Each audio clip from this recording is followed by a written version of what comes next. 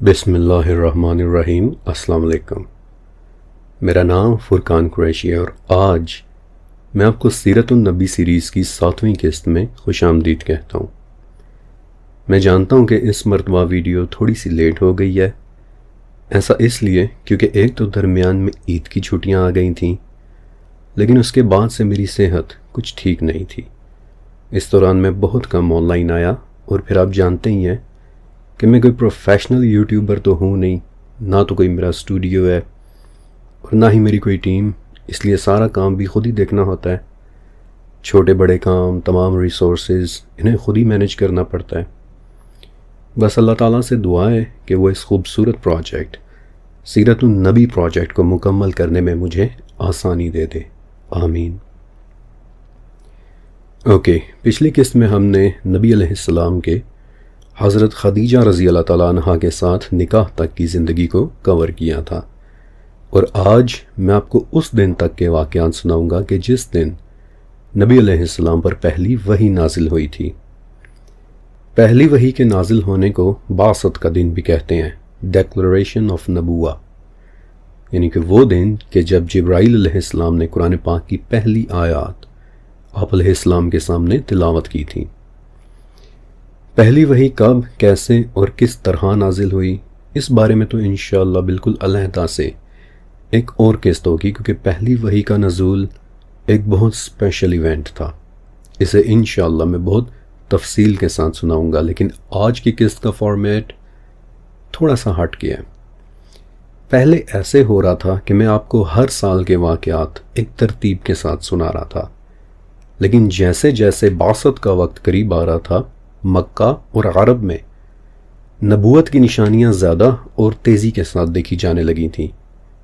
اب لوگ ان نشانیوں کو دیکھ تو رہے تھے، لیکن ان واقعات کو رپورٹ انہوں نے بہت بعد میں کیا، بلکہ کچھ واقعات تو نبی علیہ السلام کے بھی بہت بعد میں، مثلا حضرت عمر رضی اللہ تعالیٰ عنہ کے زمانے میں جا کر رپورٹ ہوئے تھے۔ ایسا اس لیے کیونکہ لوگ نشانیوں کو دیکھ رہے تھے لیکن انہیں انٹرپریٹ نہیں کر پا رہے تھے۔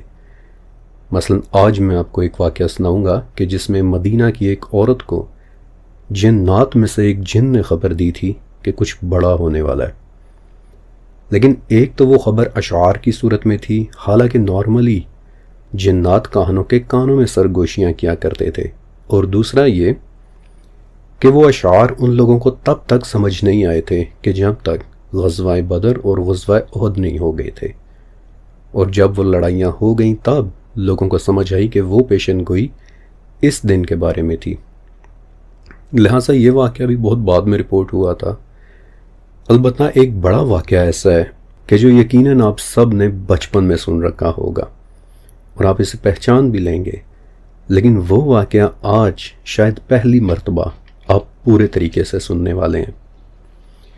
ہوا یوں کہ حضرت خدیجہ رضی اللہ تعالیٰ عنہ سے شادی کے بعد کئی سال گزر گئے، یہاں تک کہ نبی علیہ السلام کی عمر 34 یا 35 سال ہو گئی، تو مکہ میں ایک فیصلہ ہوا کہ کعبہ کو نئے سرے سے تعمیر کیا جائے۔ یہ فیصلہ کیوں ہوا، اس کی بہت ساری وجوہات تھیں۔ مثلا ایک دن لوگوں نے دیکھا کہ کعبہ کے نیچے سے پانی نکل رہا ہے، تو لوگ بڑے حیران ہوئے، اور جب انہوں نے کھدائیاں کی تو پتہ چلا کہ یہاں تو پہلے سے ہی کسی نے سرنگیں کھود رکھی ہیں۔ پھر جب اس پورے معاملے کی تحقیق ہوئی تو پتہ چلا کہ ودیق نام کا ایک غلام ہے کہ جو کعبہ کے نیچے موجود خزانے کو چوری کرنا چاہ رہا تھا، اور کعبہ کے نیچے واقعی ایک خزانہ موجود تھا۔ اس وقت کعبہ کے نیچے کنویں کی شکل کا ایک تہہ خانہ بنا ہوا تھا کہ جس میں ہر وہ چیز دفن کر دی جاتی تھی کہ جو کعبہ کی طرف حج کے لیے آنے والے لوگ وہاں نذرانے کے طور پر چھوڑ جایا کرتے تھے، مثلا سونے چاندی کے برتن اور ہیرے جواہرات کے ہار وغیرہ۔ اور ودیق وہ 2 سونے کے ہرن چوری کرنے میں کامیاب ہو بھی گیا تھا کہ جو کسی زمانے میں حضرت عبد المطلب نے وہاں رکھے تھے۔ آپ کو یاد ہوگا کہ وہ پورا واقعہ میں نے سنایا بھی تھا۔ بہرحال اس چور کو پکڑ لیا گیا، اس کے دونوں ہاتھ بھی کاٹ دیے گئے، اور اس سے پوچھا گیا کہ تم یہ کس کے کہنے پر کر رہے ہو، کیونکہ اتنا بڑا خزانہ تم اکیلے نے نہیں چرانا تھا۔ لیکن اس نے یہ نہیں بتایا کہ اس کے پیچھے کون ہے۔ پھر ایک اور وجہ ہوئی کہ ایک عورت تھی کہ جو ایک مرتبہ کعبہ کو دھونی دے رہی تھی، خوشبو دے رہی تھی، تو اس کے بخور سے آگ کا ایک شعلہ نکلا کہ جو کعبہ کے غلاف پر پڑ گیا اور اسے وہاں سے جلا دیا۔ تو قریش نے فیصلہ کیا کہ اب ہمیں کعبہ کو ریکنسٹرکٹ کرنا چاہیے، کیونکہ اس طرح ایک تو کعبہ کے اندر رکھی چیزیں چوری سے محفوظ ہو جائیں گی، اور دوسرا اس کی عمارت بھی پہلے سے کہیں زیادہ مضبوط ہو جائے گی۔ لیکن نئی عمارت بنانے کے لیے کعبہ کی پرانی عمارت کو گرانا ضروری تھا، اور یہ کام مکہ والوں کے لیے سب سے زیادہ مشکل تھا، کیونکہ ان کا ماننا تھا کہ اگر ہم نے کعبہ کو گرانے کی کوشش کی تو ہم پر بھی بالکل ویسی آفتان پڑے گی کہ جیسی ابراہ کے ہاتھیوں پر آئی تھی۔ وہ لوگ بھی کعبہ کو گرانے کے لیے ہی آئے تھے، اور آپ کو پتہ ہی ہے کہ پھر کیسے ابابیلوں نے ان کے ٹکڑے کر دیے تھے۔ بہرحال کئی دن کے سوچ و بچار کے بعد پھر ولید ابن مغیرہ مخزومی نامی ایک آدمی نے ہمت کی، اس نے کدال اٹھائی اور اونچی آواز میں بولا، لم نزغ، یعنی ہم کچھ غلط کام نہیں کرنے والے۔ آج ہم کچھ پتھر گرانے کے بعد انتظار کریں گے، اگر کوئی آفت آئی تو ہم کعبہ کو جیسا یہ ہے بالکل ویسا ہی چھوڑ دیں گے، اور اگر کوئی آفت نہ آئی تو ہم سمجھ لیں گے کہ ہمیں نئی تعمیر کی خاطر اسے گرانے کی اجازت دے دی گئی ہے۔ اور یوں ولید نے کدالیں مار مار کر ایک طرف کے کچھ پتھر گرا دیے۔ جب پوری رات گزر گئی اور مکہ والوں نے دیکھا کہ ولید تو محفوظ رہا ہے اور اس پر کوئی مصیبت نہیں اتری، تو پھر باضابطہ طور پر مکہ کی پرانی عمارت کو ڈیمولش کرنے کا کام شروع ہو گیا۔ لیکن اس دوران ایک بات بڑی ہی زبردست اور عجیب ہوئی۔ جب یہ لوگ تمام دیواریں گرا چکے اور کعبہ کی بیس میں اس مقام تک پہنچ گئے کہ جو بالکل نیچے تھا، تو انہوں نے دیکھا کہ وہاں گہرے سبز رنگ کے یعنی ڈارک گرین اور آپس میں انٹرلاکڈ ہوئے زمرد جیسے کچھ بڑے بڑے پتھر لگے ہوئے ہیں، اور یہ وہ پتھر تھے کہ جنہیں حضرت ابراہیم علیہ السلام نے خود اپنے ہاتھوں سے لگایا تھا۔ کافی دیر تک وہ لوگ مبہوت کھڑے ان پتھروں کو دیکھتے رہے، اور پھر جب ان میں سے ایک آدمی نے ان سبز پتھروں کے درمیان اپنی کدال رکھی تاکہ انہیں بھی اکھیڑ دے، تو اچانک پورے مکہ میں ایک زوردار کڑاکے کی آواز آئی کہ جیسے کہیں بجلی گری ہو، اور وہ لوگ وہیں رک گئے اور سمجھ گئے کہ بس اب اس سے زیادہ ہم پرانی عمارت کو ٹچ نہیں کر سکتے۔ ابراہیم علیہ السلام کے لگائے ہوئے ان گہرے سبز پتھروں کو اکھیڑنے کی اجازت نہیں ہے، اور اس پوائنٹ پر آ کر قدیم عمارت کی ڈیمولشنگ کا کام مکمل ہو گیا۔ البتہ ایک بات اور کہ جو میں آپ کو ضرور بتانا چاہوں گا کہ سیرہ کی تمام بڑی کتابوں میں ایک تحریر کا ذکر ہے کہ جو ان ڈارک گرین پتھروں پر لکھی ہوئی ملی تھی۔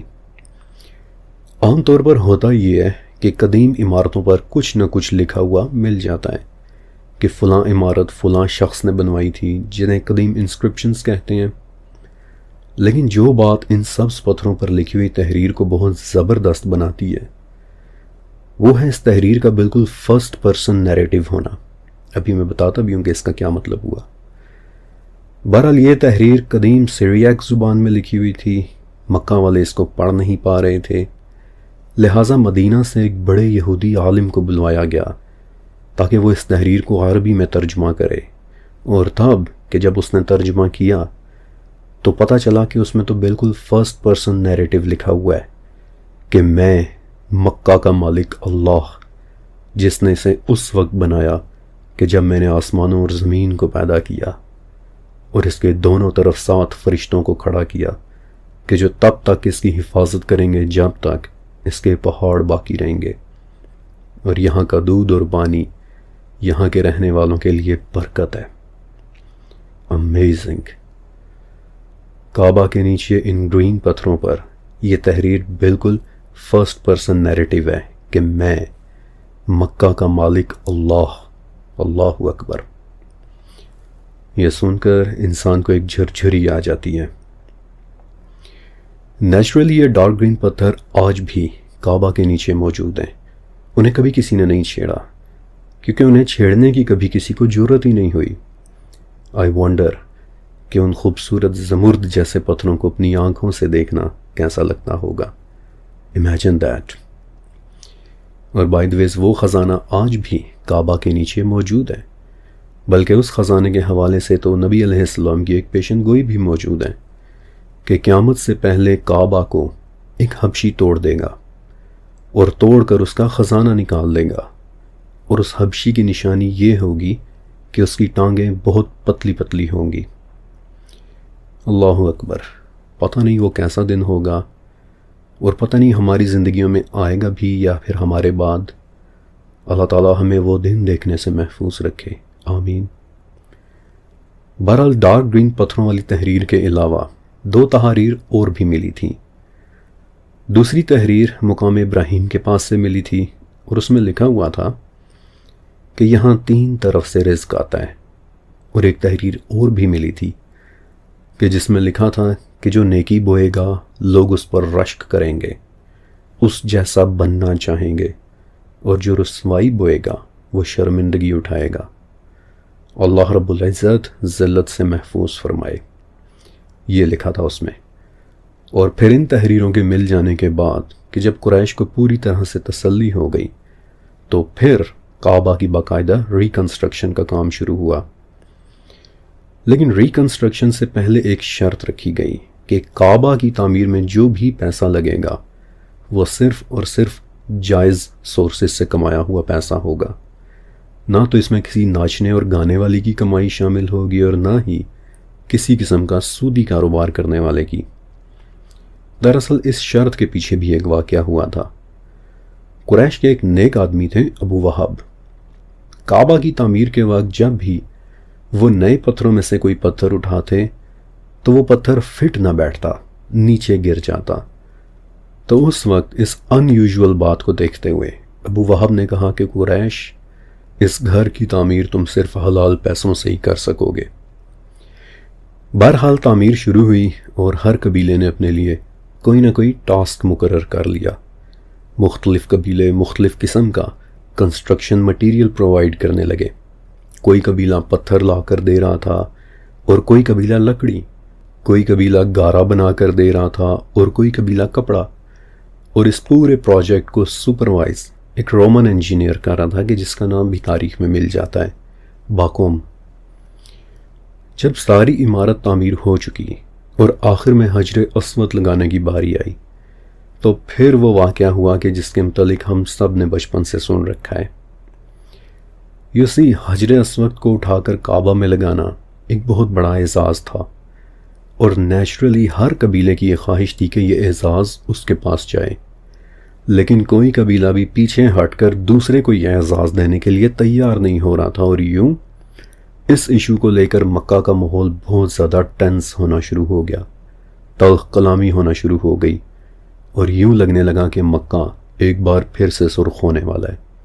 یہاں تک کہ عبد الدار نامی ایک سردار نے خون سے بھرا ہوا پیالہ لا کر مکہ کے بیچوں بیچ رکھ دیا، اور اس کے قبیلے کے تمام مردوں نے تلواریں اٹھا کر اس پیالے میں اپنے ہاتھ ڈالے، اپنے ہاتھوں پر وہ خون لگایا، اور اونچی آواز میں ایک عہد لیا کہ مرتے دم تک ہم حجر اسود کے لیے لڑیں گے. اور پھر اس پیالے کو ایک نام بھی دیا گیا تھا، لقۃ الدم، یعنی خون چاٹنے والا پیالہ. اور اس ایونٹ کے بعد لگنے لگا کہ بس اب مکہ میں خون ریزی ہوئی کہ ہوئی.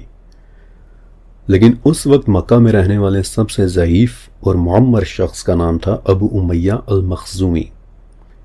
تو اس نے کہا کہ رکو، لڑنے کی کوئی ضرورت نہیں ہے، بلکہ ٹھہرو اور آج رات حرم میں بیٹھ کر انتظار کرو اور دیکھو کہ کل صبح جو آدمی سب سے پہلے حرم میں داخل ہوگا یقیناً وہ ایک بہت نیک شخص ہوگا، لہٰذا اپنے جھگڑے کا فیصلہ تم ان سے کروا لینا.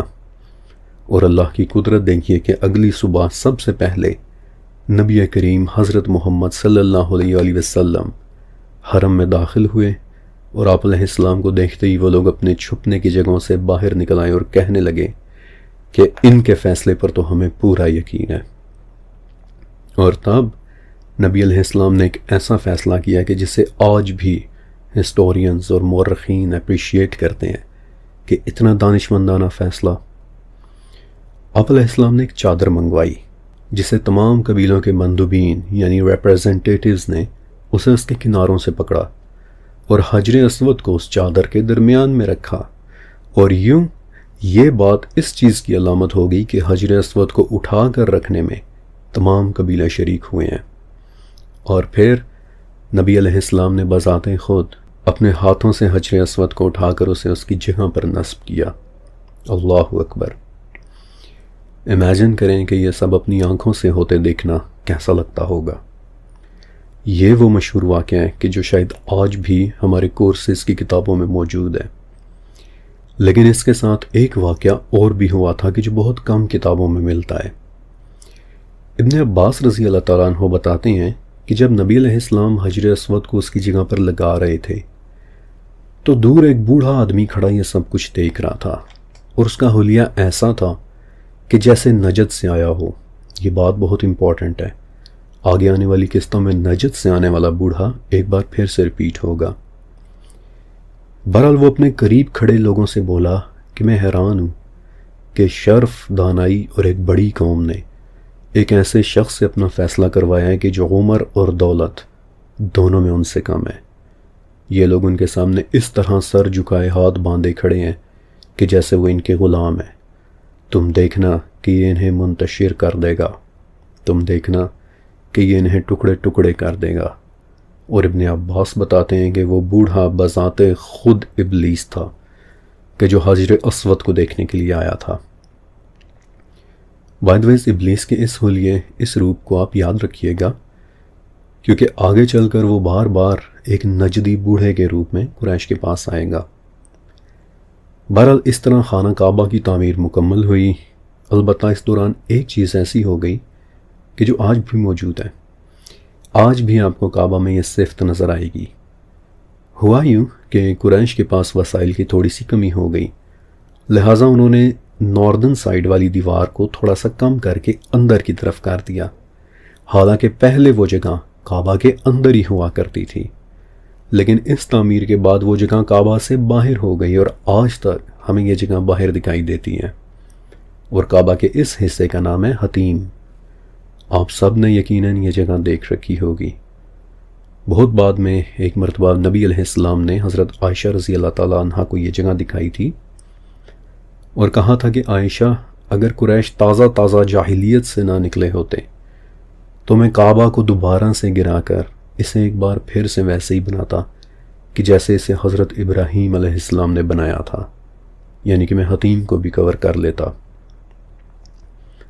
ایک مرتبہ ایک عباسی خلیفہ مہدی نے کوشش کی تھی کہ وہ کعبہ کو ایک بار پھر سے ریکنسٹرکٹ کر کے حتیم کو اس کے اندر کر دیں، لیکن امام مالک رحمۃ اللہ علیہ نے اسے منع کر دیا تھا اور کہا تھا کہ جو کام نبی علیہ السلام نے نہیں کیا وہ ہم کیسے کر لیں۔ لہٰذا آج جو کعبہ ہم دیکھ رہے ہیں، یہ کعبہ کی وہ حالت ہے کہ جس حالت میں قریش نے اسے تعمیر کیا تھا اور جس حالت میں نبی علیہ السلام نے بذات خود اس کا طواف کیا تھا۔ ہاں، وقت کے ساتھ چھوٹے چھوٹے بدلاؤ ضرور آئے، لیکن اصل ڈیمینشنز آج بھی وہی ہیں۔ بائی دی وے عائشہ رضی اللہ تعالیٰ عنہ یہ بھی بتاتی ہیں کہ نبی علیہ السلام نے مجھے کہا کہ عائشہ، میں تمہیں زمین میں موجود اس کے مشرق و مغرب کے دروازوں کا بھی بتاتا۔ اور یہ کون سے دروازے ہو سکتے ہیں؟ مشرق اور مغرب سمت والے دروازے، یا پھر مشرقین اور مغربین والے وہ دروازے کہ جن پر میں نے حیرت کے دروازے سیریز بنائی تھی، لیکن یہ راز تو صرف اللہ جانتا ہے۔ حجر اسود والے واقعے سے پہلے بھی نبی علیہ السلام مکہ میں ایک بہت نمایاں شخصیت تھے، لیکن اس واقعے کے بعد لوگوں کی توجہ اور نظریں آپ علیہ السلام پر مرکوز ہونا شروع ہو گئی تھیں۔ لوگ آپ علیہ السلام کو ایک انتہائی معتبر شخصیت کے طور پر دیکھنے لگ گئے تھے۔ اس لیے اب اس زمانے کے دوران ہمیں نبی علیہ السلام کے خوبصورت حلیے کے متعلق انفارمیشن ملنا شروع ہو جاتی ہے۔ کئی بڑے ناموں نے آپ علیہ السلام کی شکل مبارک کے متعلق رپورٹ کیا ہے کہ آپ علیہ السلام دیکھنے میں کیسے تھے۔ مثلا ایک نام ہے حضرت جابر ابن سمرہ رضی اللہ تعالیٰ عنہ کا، بعد میں صحابی رسول بھی بنے تھے۔ تو کہتے ہیں کہ ایک رات میں اپنے گھر کی چھت پر کھڑا ہوا تھا اور اس رات بہت خوبصورت پورا چاند نکلا ہوا تھا، اور میں نے آپ کو بتایا بھی تھا کہ مکہ میں چاند کو بہت زیادہ وینریٹ کیا جاتا تھا۔ تو جابر کہتے ہیں کہ میں چھت پر کھڑا چاند کو دیکھ رہا تھا کہ اچانک میری گلی میں نظر پڑی تو دیکھتا ہوں کہ محمد صلی اللہ علیہ وسلم چلتے ہوئے جا رہے ہیں، اور آپ نے سرخ رنگ کا ایک حلہ پہنا ہوا ہے، اور آپ دیکھنے میں مجھے بڑے ہی اچھے لگے، یہاں تک کہ پہلے میں نے چاند کو دیکھا، پھر میں نے آپ کو دیکھا، پھر میں نے چاند کو دیکھا، اور ایک مرتبہ پھر آپ کو دیکھا، اور پھر فیصلہ کیا کہ نہیں، سرخ حلے میں محمد چاند سے زیادہ خوبصورت لگ رہے ہیں۔ پھر یہی جابر ابن سمرہ بتاتے ہیں کہ نبی علیہ السلام کی آنکھیں ایسی تھیں کہ جیسے ان میں سرما لگا ہوا ہو، حالانکہ ان میں سرما لگا ہوا نہیں ہوتا تھا۔ آپ علیہ السلام کی بصارت کے متعلق بھی کافی سارا ڈیٹا موجود ہے، مثلا قدیم دور میں، اور صرف عرب میں ہی نہیں بلکہ عرب سے باہر بھی، ایک بڑا دلچسپ رواج تھا کہ رات کے وقت ستاروں کا ایک جھرمٹ نظر آتا ہے جسے پلیڈیز کہتے ہیں۔ عربی زبان میں اس جھرمٹ کو سریا کے ستارے بھی کہتے ہیں، اور یہ جھرمٹ پاکستان سے بھی نظر آتا ہے، اور اگر میں آپ کو دکھاؤں تو آپ شاید اسے پہچان بھی لیں گے۔ قدیم زمانے میں اس جھرمٹ کو آنکھوں کے ایک ٹیسٹ کے طور پر استعمال کیا جاتا تھا۔ ایک عام انسان اس جھرمٹ میں 5 سے 6 ستارے دیکھ لیتا ہے، لیکن جو شخص 7 ستارے دیکھ لیتا تھا اسے تیر اندازی یعنی آرچری یا اسکاؤٹس کی پوزیشن کے لیے ایک بہترین آدمی سمجھا جاتا تھا، کیونکہ 7 ستارے دیکھنے والے کی نظر پرفیکٹ سمجھی جاتی تھی۔ لیکن امام قرطبی رحمۃ اللہ علیہ اپنی کتاب اسماء النبی میں لکھتے ہیں کہ نبی علیہ السلام اس جھرمٹ کے 11 ستاروں کو آئیڈینٹیفائی کر لیا کرتے تھے۔ اللہ اکبر۔ بائی دی وے یہ ایک بہت دلچسپ ٹیسٹ ہے۔ اب تو خیر لائٹ پولوشن کا بھی ایک فیکٹر ہوتا ہے، رات کے آسمان اب اتنے صاف نہیں رہے کہ جتنے پہلے ہوا کرتے تھے، لیکن کبھی موقع ملے تو بارش کے بعد رات کے صاف آسمان میں اس جھرمٹ کو ضرور دیکھیے گا، یہ بہت خوبصورت جھرمٹ ہے، اور اورائن کی کانسٹلیشن کے بالکل اوپر نظر آتا ہے۔ نبی علیہ السلام کی خوبصورت آنکھوں اور بصارت کے متعلق بھی رپورٹس مل جاتی ہیں۔ جب مقاتل ابن حیان رحمۃ اللہ علیہ نے حضرت عیسیٰ علیہ السلام کی سیرہ لکھی تھی تو بتاتے ہیں کہ عیسیٰ علیہ السلام پر ایک وحی ایسی بھی اتری تھی کہ جس میں یہ حکم تھا کہ عیسیٰ ابن مریم میرے معاملے میں کوشش کرنا، سستی نہ کرنا، اور اس نبی کی تصدیق کرنا کہ جس کی آنکھیں خوبصورت اور بڑی ہوں گی، یعنی نبی علیہ السلام۔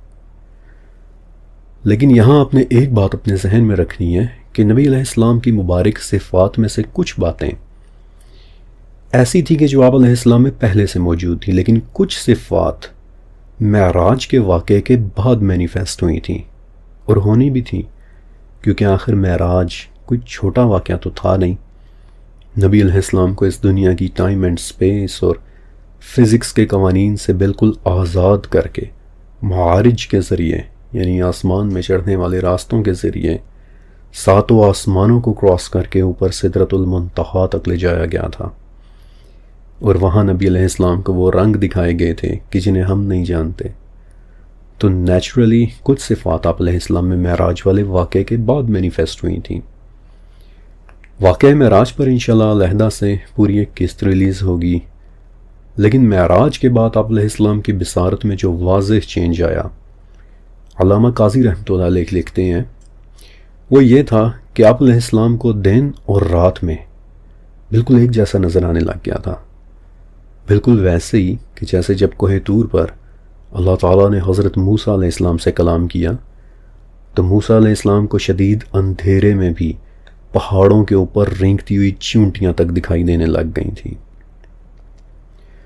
بلکہ ایک مرتبہ تو نبی علیہ السلام نے خود فرمایا تھا کہ میں تمہیں پیچھے سے بھی ایسے ہی دیکھتا ہوں کہ جیسے اب تمہاری طرف منہ کر کے تمہیں سامنے سے دیکھ رہا ہوں۔ اور سنن دارمی کی ایک حدیث کے مطابق ایک مرتبہ ایسے بھی ہوا تھا کہ قبروں کے قریب سے گزرتے ہوئے آپ علیہ السلام نے قبر کے اندر دیکھ لیا تھا کہ ان میں موجود لوگوں کو عذاب ہو رہا ہے۔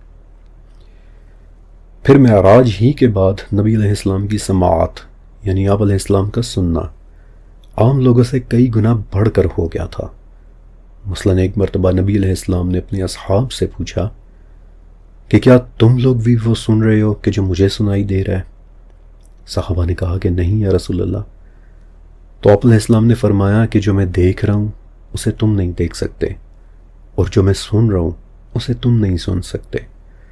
مجھے آسمان کے چرچرانے کی آواز سنائی دے رہی ہے، اور وہ بالکل ٹھیک چرچرا رہا ہے، کیونکہ اس میں کوئی ایسی خالی جگہ نہیں ہے کہ جدھر کوئی فرشتہ سجدے میں گرا ہوا نہ ہو۔ یعنی جب کسی چیز پر کوئی بے انتہا بھاری وزن ڈال رہا ہو تو وہ چیز چرچرانے لگتی ہے، دبنے لگتی ہے، اور آسمان فرشتوں کے وزن کی وجہ سے چرچرا رہا تھا، دب رہا تھا، اور نبی علیہ السلام کو اس کے دبنے اور اس کے چرچرانے کی آواز تک سنائی دیا کرتی تھی۔ اور پھر وہ فرشتے بھی تو دیکھیں کہ ایسے ایسے قدیم اور عظیم فرشتے ہیں کہ جنہیں اگر ہم دیکھ لیں تو شاید ہمارا دل دھڑکنا بھی بند ہو جائے۔ آئی وش کہ میں آپ کو ان فرشتوں کی شکل و صورت کے متعلق بھی بتاتا، لیکن پھر بات کہیں اور چلی جائے گی۔ پھر خوشبو، بائی دا ویز ٹیکنیکلی نبی علیہ السلام کی یہ تمام صفات بعثت اور معراج کے بعد رپورٹ ہوئی تھی، لیکن جیسا کہ میں نے آپ کو اس قسط کے شروع میں بتایا تھا کہ آج ہم نبی علیہ السلام کی زندگی کے اس دور کو کور کر رہے ہیں کہ جو بعثت کے بالکل آس پاس کا ہے۔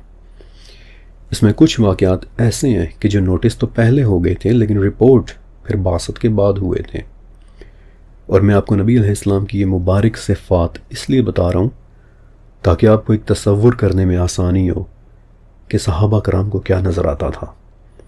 جب صحابہ کرام نبی علیہ السلام کو دیکھتے تھے تو وہ کیا دیکھا کرتے تھے، اور انہی صفات میں سے ایک صفت تھی نبی علیہ السلام کی خوشبو۔ مدینہ میں 5 بہنیں رہتی تھیں کہ جن میں سے ایک کا نام تھا عمیرہ بنت مسعود رضی اللہ تعالیٰ عنہ۔ کہتی ہیں کہ ایک مرتبہ ہم نبی علیہ السلام سے ملنے کے لیے آئیں تو دیکھا کہ آپ علیہ السلام اس وقت بیٹھے خشک گوشت کھا رہے ہیں۔ آپ نے اپنے ہاتھ میں گوشت کا جو ٹکڑا پکڑا ہوا تھا وہ مجھے دے دیا۔ میں نے تھوڑا سا خود کھایا اور باقی اپنی 4 بہنوں میں تقسیم کر دیا، اور انہوں نے فوراً سے وہ گوشت کھا لیا، اور خدا کی قسم کہ اس دن سے لے کر آج تک ہمارے منہوں سے ایک خوبصورت مہک آئے چلی جا رہی ہے، وہ خوشبو ختم ہی نہیں ہو رہی، اور تب سے لے کر آج تک ہمارے منہوں سے کبھی کوئی فحش بات نہیں نکلی۔ یہ تمام واقعات میں آپ کو اس لیے بتا رہا ہوں تاکہ آپ وہاں ہونا ایکسپیرینس کر سکیں کہ جب نبی علیہ السلام کی بعثت ہو چکی تو صحابہ کرام کیا دیکھا کرتے تھے۔ پھر آواز، نبی علیہ السلام کی آواز میں ایک گونج تھی۔ حضرت علی رضی اللہ تعالیٰ عنہ بتاتے ہیں کہ ہم میں سے سب سے خوبصورت آواز نبی علیہ السلام کی تھی، یہاں تک کہ جب آپ گفتگو کیا کرتے تھے، جب آپ خطبات دیا کرتے تھے تو مردوں کے علاوہ عورتیں بھی آپ کی باتیں پردوں کے پیچھے سے بیٹھ کر سنا کرتی تھیں، اور لازمی نہیں کہ وہ خواتین وہاں قریب ہی موجود ہوں، بلکہ ام ہانی نبی علیہ السلام کی کزن تھی، حضرت علی رضی اللہ تعالیٰ عنہ کی بہن تھی۔ بتاتی ہیں کہ ہم نبی علیہ السلام کے گھر سے دور رات کو اپنے گھروں میں سو رہے ہوتے تھے تو نبی علیہ السلام کی تلاوت کی آواز ہمیں اپنے بستروں کے اندر تک سنائی دیا کرتی تھی۔ عبد الرحمن ابن معاذ رضی اللہ تعالیٰ عنہ بتاتے ہیں کہ نبی علیہ السلام منا میں خطبہ دے رہے تھے اور آواز ہمیں اپنے خیموں تک آیا کرتی تھی، حالانکہ نبی علیہ السلام بالکل نارمل آواز میں بول رہے ہوتے تھے لیکن آپ کی آواز دور دور تک جایا کرتی تھی۔ پھر آپ علیہ السلام کے بال، خالد بن ولید رضی اللہ تعالیٰ عنہ بتاتے ہیں کہ نبی علیہ السلام کے کچھ بال میں نے اپنی ٹوپی میں سی کر رکھے ہوئے تھے، اور خدا کی قسم جس لڑائی میں وہ ٹوپی شریک ہوئی اس لڑائی میں ہم کبھی بھی نہیں ہارے۔ پھر آپ علیہ السلام کی خوشبو کے متعلق ایک اور واقعہ کہ جو مجھے یاد آ گیا کہ ایک مرتبہ ایک آدمی نبی علیہ السلام کے پاس آیا اور کہا کہ یا رسول اللہ، میری بیٹی کی شادی ہونے والی ہے، تو کیا آپ میری کچھ مدد کر سکتے ہیں؟ تو نبی علیہ السلام نے جواب دیا کہ میرے پاس تو اس وقت کچھ بھی نہیں ہے، میرے ماں باپ آپ پر قربان، میرا سب کچھ آپ کے لیے وقف، آپ کے ایک ایک لفظ پر لاکھوں کروڑوں درود و سلام۔ تو وہ آدمی بولا کہ یا رسول اللہ، پھر مجھے آپ اپنا تھوڑا سا پسینہ ہی دے دیں، اور نبی علیہ السلام نے اسے اپنا پسینہ دے دیا۔ وہ آدمی بتاتا ہے کہ میری بیٹی اسے کسی خوشبو کی طرح لگایا کرتی تھی، اور جب وہ لگاتی تھی تو پورے مدینہ کی عورتیں اس خوشبو کو سونگھنے کے لیے میری بیٹی کے گھر آیا کرتی تھیں۔ اب آپ کو سمجھ آ رہی ہے کہ رحمت للعالمین کا اصل مطلب کیا ہے۔ آپ علیہ السلام کا وجود سر سے پاؤں تک ہمارے لیے رحمت ہی رحمت تھا۔ عبداللہ ابن رواحہ رضی اللہ تعالیٰ عنہ ایک شعر کی صورت میں بتاتے ہیں کہ اگر محمد ہمیں کوئی معجزات نہ بھی دکھاتے تو بھی صرف ان کی شکل و صورت اور خوبصورتی دیکھ کر ہی ہم انہیں ایک نبی مان سکتے تھے۔ آپ علیہ السلام کی صفات پر علیحدہ سے پوری ایک قسط بن سکتی تھی، لیکن باقی باتیں انشاءاللہ ساتھ ساتھ میں آپ کو بتاتا رہوں گا۔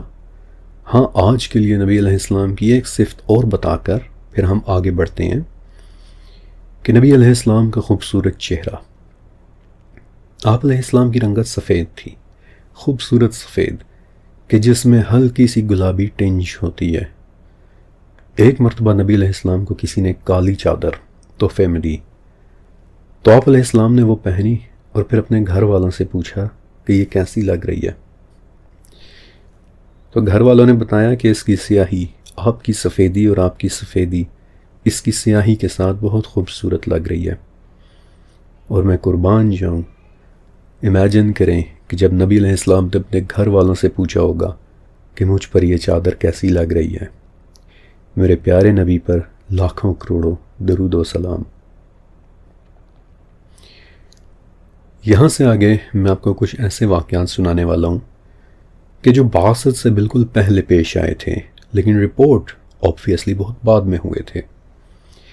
دیکھیے، جیسے جیسے بعثت کا زمانہ قریب آ رہا تھا ویسے ویسے عرب میں ایک خاص طرح کی فیلنگ بڑھتی چلی جا رہی تھی کہ کچھ بڑا ہونے والا ہے۔ اس کی دو وجوہات تھیں۔ ایک تو یہ کہ کاہنوں کے پاس خبریں آنا بند ہو گئی تھیں، ابھی میں بتاتا بھی ہوں کہ کیوں۔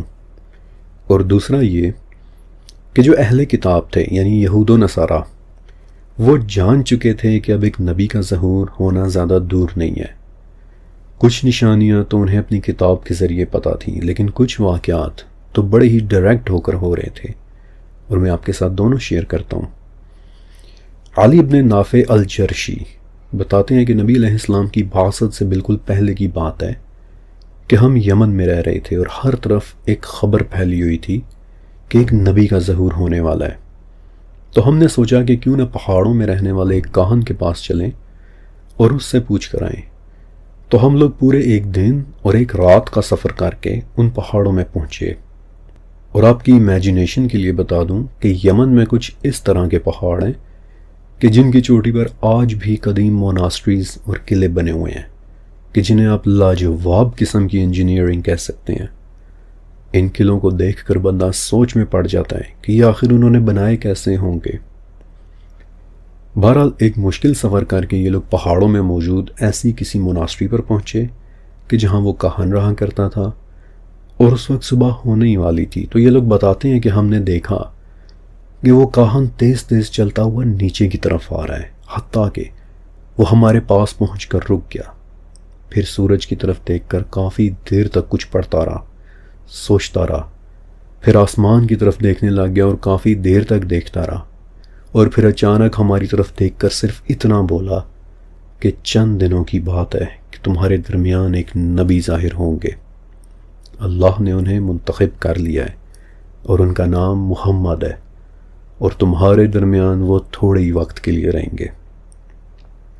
علی بتاتے ہیں کہ کاہن نے صرف اتنا کہا اور پھر دوبارہ پہاڑ کی چوٹی کی طرف منہ کر کے اوپر بھاگتا ہی چلا گیا۔ پھر عاصم ابن عمر رضی اللہ تعالیٰ عنہ بتاتے ہیں کہ یہود و نصارہ کا رویہ ہمارے ساتھ بدلنا شروع ہو گیا۔ حالانکہ یہ وہ لوگ تھے کہ جو ہمارے ساتھ بڑا گھل مل کر رہا کرتے تھے، اور ہمیں اندازہ تھا کہ اپنی کتاب کے ذریعے انہیں کچھ ایسی باتوں کا پتہ ہے کہ جو ہمیں نہیں معلوم، لیکن دھیرے دھیرے ان کا رویہ ہمارے ساتھ کافی زیادہ بدل گیا، اور وہ ہمیں کہنے لگ گئے کہ عنقریب تمہارے درمیان ایک نبی آئے گا، اور جب تم لوگ اس پر ایمان لے آؤ گے تو ہم تمہیں ویسے ہی قتل کریں گے کہ جیسے عاد اور ارم کو قتل کیا گیا تھا۔ عاصم بتاتے ہیں کہ ان کے اس بیہیویئر پر ہمیں بڑی حیرت بھی ہوتی تھی۔ بائی دی ویز یہ وہ لوگ تھے کہ بعد میں جن کے متعلق البقرہ کی 89 نمبر آیت بھی اتری تھی کہ جس چیز کو یہ لوگ پہچانتے تھے جب وہ ان کے پاس آ گئی تو یہ کافر ہو گئے۔ یہ لوگ اس آیت کا بیک گراؤنڈ تھے۔ دوسری طرف مدینہ میں سلمہ ابن سلامہ رضی اللہ تعالیٰ عنہ، یہ بعد میں بدری صحابی بھی بنے تھے، لیکن اس وقت بالکل ایک چھوٹے بچے تھے، اور بتاتے ہیں کہ یہودیوں کا ایک عالم ہمارے گھر کے قریب رہا کرتا تھا۔ تو ایک دن میں چادر لپیٹے اپنے گھر کے باہر بیٹھا تھا تو دیکھتا ہوں کہ یہودی اپنے گھر سے نکل کر ایک ایسی جگہ کھڑا ہو گیا ہے کہ جہاں سے اسے گلی کا ہر گھر نظر آنے لگ گیا ہے، اور اچانک اس نے اپنا ہاتھ اٹھا کر مکہ اور یمن کی طرف اشارہ کیا اور اونچی آواز سے بولا کہ ان قریب ادھر سے ایک نبی کا ظہور ہونے والا ہے، اور پھر اس نے ایک طویل ڈسکرپشن دی کہ اس نبی کی کیا کیا خصوصیات ہوں گی۔ تو لوگ بڑے حیران ہوئے اور پوچھا کہ یہ جو باتیں تم بتا رہے ہو یہ کب تک ظاہر ہوں گی؟ تو وہ یہودی جس نے اپنے ہاتھ سے مکہ کی طرف اشارہ کر کے رکھا ہوا تھا، اس نے اچانک اپنے ہاتھ کا رخ میری طرف کر دیا اور بولا کہ اگر اس بچے کی زندگی رہی تو یہ اس نبی کو ضرور دیکھے گا۔ اور سلمہ بتاتے ہیں کہ واقعی ایسا ہوا۔ زیادہ عرصہ نہیں گزرا تھا کہ نبی علیہ السلام بذات خود ہمارے درمیان موجود تھے۔ یہ چند واقعات تھے کہ جن میں نبی علیہ السلام کی بعثت کی نشانیاں نظر آتی تھیں، لیکن عرب میں کچھ واقعات تو بڑی ڈائریکٹ ہو کر ہو رہے تھے۔ ایسے واقعات کہ جن میں جنات نے بذات خود آ کر انسانوں کو بتایا تھا کہ ایک نبی آنے والے ہیں یا پھر آ چکے ہیں۔ مثلاً عروہ ابن مسعود ثقفی رضی اللہ تعالیٰ عنہ بعد میں ایک صحابی بنے، بتاتے ہیں کہ نبی علیہ السلام کی بعثت سے پہلے ایک مرتبہ تجارت کی خاطر میں نجران کے پہاڑوں کی طرف گیا، تو دن بھر کے سفر کے بعد ہم لوگ کافی تھک چکے تھے۔ میرے ساتھی آپس میں باتیں کر رہے تھے، لیکن میں ایک سائڈ پر ہو کر ایک درخت کے نیچے لیٹ گیا۔ لیکن سونے سے پہلے جو آخری چیز میں نے دیکھی وہ 2 لڑکیاں تھیں کہ جو قریب میں اپنی بکریوں کو چرا رہی تھیں۔ تو عروہ بتاتے ہیں کہ انہیں دیکھتے ہی دیکھتے میری آنکھ لگ گئی، لیکن تھوڑی دیر بعد کسی کی باتیں کرنے کی آواز سے میری آنکھ کھلی اور میں نے دیکھا کہ وہی 2 لڑکیاں میرے قریب بیٹھی آپس میں باتیں کر رہی ہیں، اور ان میں سے ایک لڑکی دوسری سے پوچھ رہی ہے کہ یہ کون ہے؟ دوسری نے جواب دیا کہ یہ عروہ ابن مسعود ہیں کہ جو سردار بنے بغیر ہی سردار بن گئے ہیں۔ عروہ کہتے ہیں کہ میں بڑا حیران ہوا کہ یہ مجھے کیسے جانتی ہے، اور میں نے کچھ بولنے کی کوشش کی لیکن حلق سے میری آواز نکل ہی نہیں پا رہی تھی، اور میں چپ چاپ لیٹا ان لڑکیوں کی باتیں سنتا رہا۔ پھر پہلی نے پوچھا کہ یہ کہاں سے آئے ہیں اور انہوں نے کہاں جانا ہے؟ تو دوسری نے جواب دیا کہ یہ بلند قلعے والی جگہ سے آئے ہیں اور انہوں نے نجران جانا ہے۔ پہلی بولی کہ تم نے سچ کہا، لیکن اس سفر میں انہیں کیا ملے گا؟ دوسری نے جواب دیا کہ انہیں بہت ساری تجارت اور منافع ملے گا، ان کا یہ سفر ان کے لیے مبارک ہوگا۔ پہلی پھر بولی کہ تم نے سچ کہا، لیکن ان کا انجام کیا ہوگا؟ دوسری نے جواب دیا کہ یہ ایک سردار بن کر زندگی گزاریں گے اور ان کی سرداری ایک نبی کی اطاعت کی وجہ سے ہوگی۔ پہلی پھر بولی کہ تم نے سچ کہا، لیکن یہ نبی کیا ہوتا ہے؟ دوسری نے پھر جواب دیا کہ وہ دعوت دینے والا ہوتا ہے، اس کی دعائیں قبول ہوتی ہیں اور اس کا معاملہ عجیب ہوتا ہے۔ پہلی پھر بولی کہ تم نے سچ کہا، اور عروہ بتاتے ہیں کہ اس کے بعد ان دونوں کی گفتگو رک گئی اور وہ دونوں مسکراتے ہوئے میری طرف دیکھنے لگ گئیں، اور میرا خوف سے یہ حال ہو گیا کہ کاٹو تو بدن میں لہو نہیں۔ میں وہیں لیٹا روتا رہا، اور اس دوران مجھ پر عجیب سی غنودگی طاری ہو گئی، اور جب میری آنکھ کھلی تو نہ تو وہ لڑکیاں وہاں پر تھیں اور نہ ہی ان کی بکریاں۔ میں جلدی جلدی نجران پہنچا، اور تجارت سے بھی پہلے وہاں کے بڑے گرجا میں گیا کہ جہاں کا ہائی پریسٹ میرا ایک دوست بھی تھا، اور اسے یہ تمام واقعہ سنایا کہ جسے سن کر وہ خاموش ہو گیا۔ پھر اس نے کہا کہ ابو یعفور، ان قریب تم دیکھو گے کہ ایک نبی کا ظہور ہوا ہے، اور جب وہ ظاہر ہوں تو تم فوراً ان پر ایمان لے آنا، اس میں کوئی دیر نہ کرنا۔ بکریوں والی وہ دونوں لڑکیاں کون تھیں، جنات یا پھر کوئی اور مخلوق، یہ راز تو ہم شاید اب کبھی بھی نہ جان سکیں۔ لیکن ایسا ہی ایک اور واقعہ عمرو ابن مرہ رضی اللہ تعالیٰ عنہ نامی ایک صحابی کے ساتھ پیش آیا تھا۔ بتاتے ہیں کہ نبی علیہ السلام کی بعثت سے پہلے ایک رات ہم یمن سے حج کی خاطر مکہ کی طرف نکلے، تو راستے میں ہم نے جس جگہ پر پہلا سٹاپ کیا وہاں میں نے ایک خواب دیکھا کہ کعبہ سے ایک روشنی نکلی ہے کہ جو دور دور تک پھیل گئی ہے، یہاں تک کہ اس روشنی میں مجھے مدینہ کے پہاڑ بھی دکھائی دینے لگ گئے ہیں، اور دور سے ایک مدھم سی آواز آ رہی ہے کہ جس میں کوئی کہہ رہا ہے کہ بتوں کا وقت ختم ہو گیا، عدل، رحم اور سلامتی کا دور شروع ہونے والا ہے۔ عمرو کہتے ہیں کہ میں جلدی سے گھبرا کر اٹھا اور میرا پورا جسم پسینے میں بھیگا ہوا تھا کہ اچانک میری نظر ایک ایسے آدمی پر پڑی کہ جو درخت کے نیچے بیٹھا مجھے دیکھے چلا جا رہا تھا۔ اس نے مجھ سے پوچھا کہ کیا ہوا؟ میں نے اسے بتایا کہ میں نے ایک خواب دیکھا ہے، اور پھر میں نے اسے اپنا خواب سنایا تو وہ کہنے لگا کہ لگتا ہے کہ عنقریب کعبہ بتوں سے خالی ہونے والا ہے۔ عمرو، اگر اس وقت تم زندہ ہوئے تو جو نبی آئیں گے ان پر ضرور ایمان لانا۔ عمرو کہتے ہیں کہ ابھی میں خود کو سنبھال ہی رہا تھا کہ وہ آدمی اٹھ کر وہاں سے چلا گیا، اور اس کے جانے کے بعد اچانک مجھے خیال آیا کہ اس شکل و صورت کا تو کوئی آدمی ہمارے قافلے میں تھا ہی نہیں۔ میں نے اسے بہت ڈھونڈا لیکن دوبارہ مجھے وہ شخص کہیں نظر نہیں آیا۔ وانس اگین وہ جنات میں سے تھا یا کسی اور مخلوق میں سے، یہ بات تو شاید ہمیشہ کے لیے اب ایک راز ہی رہے گی۔ لیکن کچھ واقعات ایسے ہیں کہ جن میں جنات کے ڈائریکٹلی انوالوڈ ہونے کا پتہ چل جاتا ہے۔ مثلا مدینہ میں ایک عورت، ایک کاہنہ رہا کرتی تھی کہ جسے لوگ علی طلا کہتے تھے۔ اب نارملی ہوتا یہ تھا کہ کاہنوں کے پاس کچھ جنات ہوتے تھے کہ جو انہیں آسمانی خبریں لا کر دیا کرتے تھے۔ وہ جنات آسمانوں میں چھپ کر بیٹھ جاتے، وہاں سے فرشتوں کی باتیں سنتے، اور اس ایک بات میں اپنی طرف سے 100 باتیں ملا کر نیچے آ کر کاہنوں کے کان میں سرگوشی کیا کرتے تھے، اور کاہنوں کو جنات کی وہ سرگوشی مرغی کی کٹ کٹ کی آواز کی طرح سنائی دیا کرتی تھی۔ یہ ان کا کمیونیکیٹ کرنے کا طریقہ ہوتا تھا۔ لیکن بعثت سے پہلے ایک رات علی طلا کا ساتھی جن بذات خود اچانک اس کے سامنے آ کر زمین پر گر گیا۔ کیوں گرا ابھی میں بتاتا ہوں۔ اور معمول سے ہٹ کر اس مرتبہ اس نے سرگوشیوں کے بجائے ایک شعر پڑھا کہ جسے علی طلا سمجھ نہیں پائی، اسے انٹرپریٹ نہیں کر پائی۔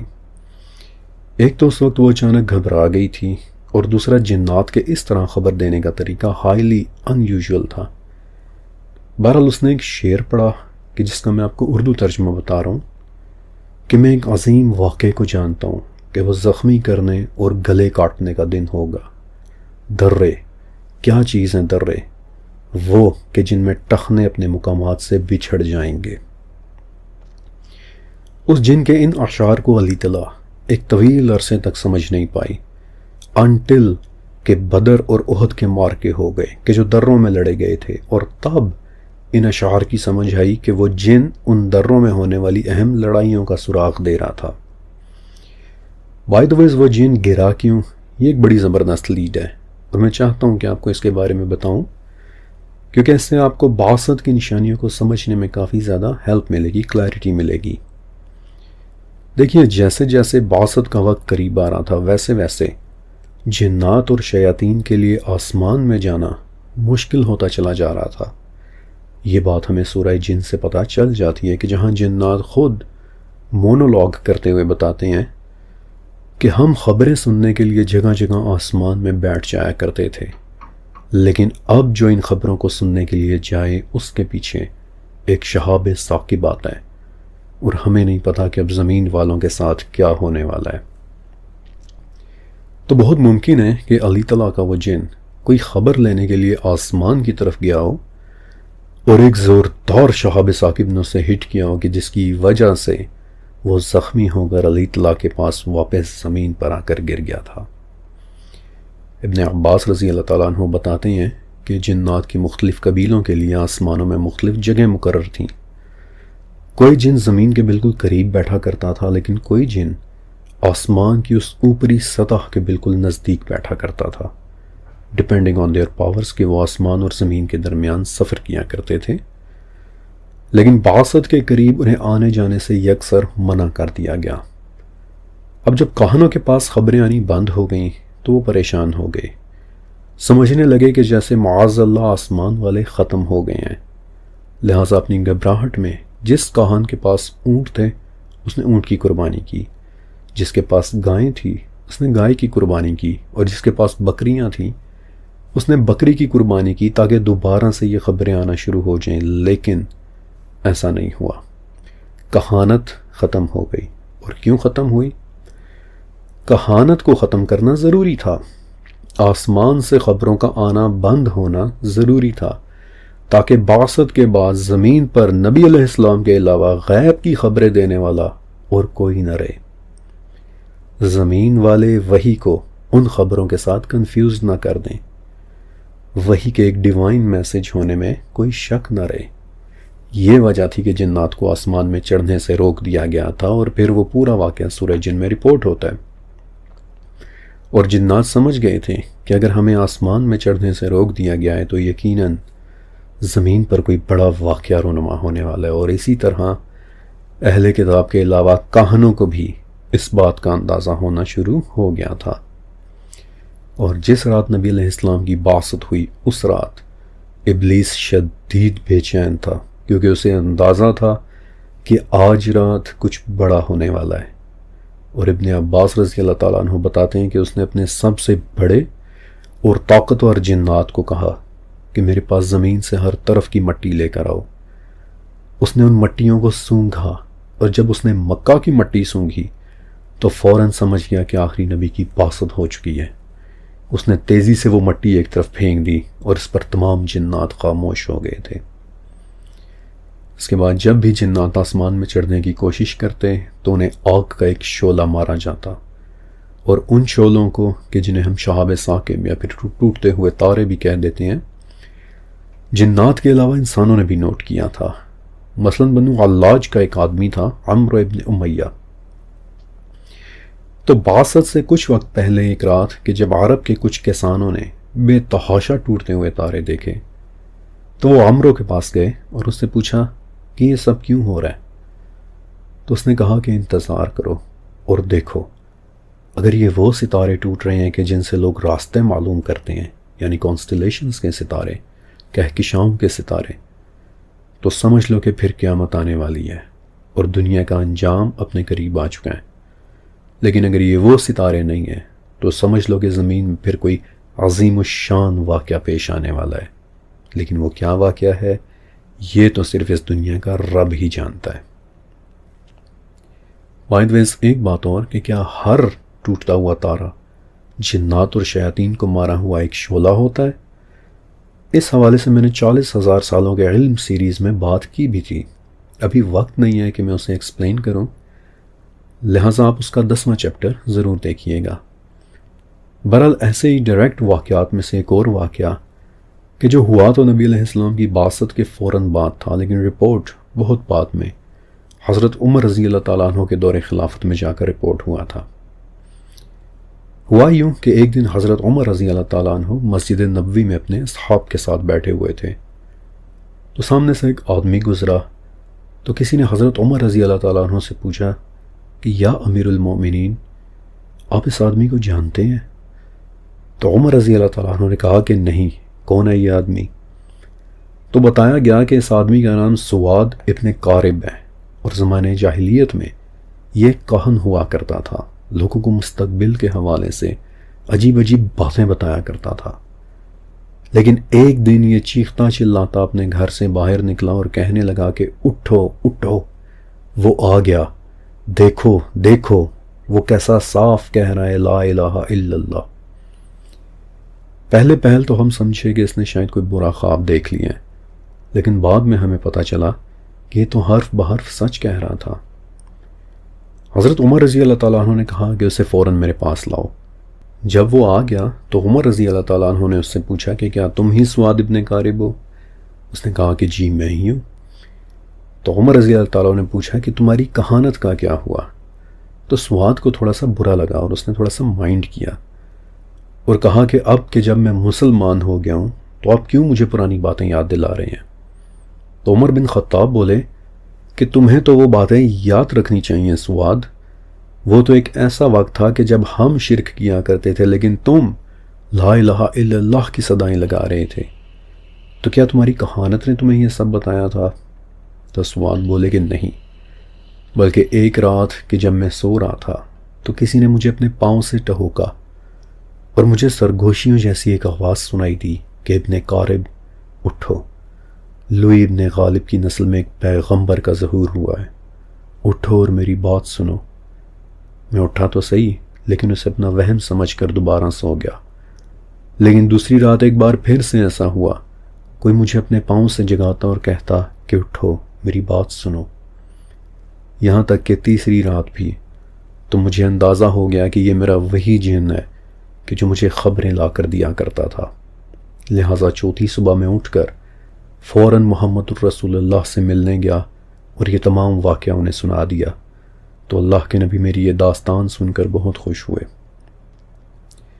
یہ واقعہ سن کر حضرت عمر رضی اللہ تعالیٰ عنہ کا چہرہ بھی چمکنے لگ گیا اور وہ بولے کہ سواد، آج سے کئی سال پہلے مجھے کسی نے اس واقعے کے متعلق بتایا تھا اور ایک زمانے سے میری خواہش تھی کہ میں یہ پوری بات سنوں کہ آخر تمہارے ساتھ ہوا کیا تھا۔ خدا کا شکر ہے کہ وہ تمہیں بذات خود میرے سامنے لے آیا، اور بے شک جو بات تم نے بتائی ہے یہ ایک صحیح ترین بات ہے۔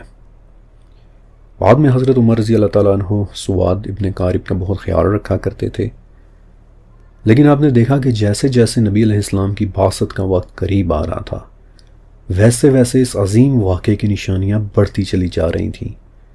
اور ابھی تو میں نے آپ کو صرف وہ واقعات سنائے ہیں کہ جو نبی علیہ السلام سے تھوڑا دور رہنے والوں نے رپورٹ کیے تھے، ابھی تو چند ایسے بڑے واقعات کا بتانا باقی ہے کہ جو بعثت سے ٹھیک پہلے مکہ میں رہنے والے نبی علیہ السلام کے دوستوں نے اپنی آنکھوں سے ہوتے دیکھے تھے۔